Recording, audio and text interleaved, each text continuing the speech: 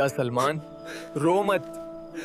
जब रास्ते बंद हो जाते हैं, अल्लाह दरवाजे नहीं तकदीर खोलता है। ये बात बहुत पुराने जमाने की है, उस दौर की जब इंसान के पास सहारा सिर्फ अल्लाह हुआ करता था। अरब के रेगिस्तान के बीचों बीच एक छोटा सा गांव था, नाम था रमला। चारों तरफ रेत, तपता सूरज और खामोशी। इस गांव में रहने वाले लोग बहुत गरीब थे, न खेत थे न कारोबार। जो था वो था सब्र और अल्लाह पर भरोसा। इसी गांव के आखिरी कोने में एक मिट्टी का घर था, जिसकी दीवारें दरारों से भरी थीं और छत इतनी कमजोर कि हवा आते ही सिसकने लगती थी। यही रहता था सलमान। सलमान कोई आम लड़का नहीं था, उम्र मुश्किल से 22 साल, लेकिन चेहरे पर ऐसी परिपक्वता जैसे जिंदगी ने बहुत कुछ छीन लिया हो। सलमान के घर में 3 लोग थे, उसकी बीमार माँ, लकवाग्रस्त वालिद और वो खुद। उसके वालिद कभी गांव के मशहूर कारीगर हुआ करते थे, लेकिन एक हादसे ने उन्हें चारपाई से बांध दिया। माँ की आंखों की रोशनी धीरे धीरे जाती रही और अब वो दुनिया सिर्फ आवाजों से पहचानती थी। सलमान दिन में शहर जाकर मजदूरी करता, रात को माँ बाप के पैर दबाता और हर नमाज में बस एक ही दुआ करता, या अल्लाह मुझे इतना दे दे कि मैं अपने वालिदैन को कभी किसी के आगे हाथ फैलाते न देखूं। एक रात हालात बहुत बिगड़ गए।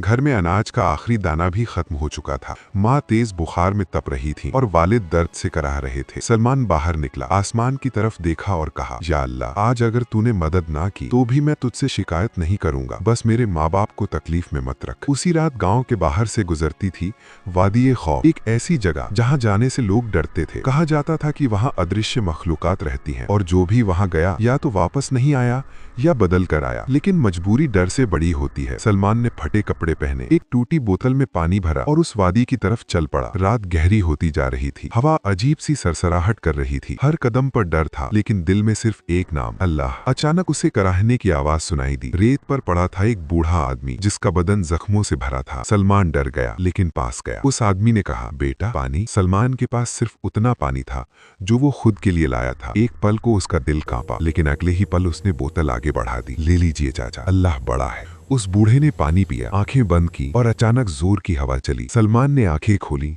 तो वो आदमी वहां नहीं था। उसकी जगह सामने खड़ा था, एक नूर से भरा वजूद। सलाम हो तुझ पर, ऐ सब्र करने वाले इंसान। सलमान के पैरों तले जमीन खिसक गई।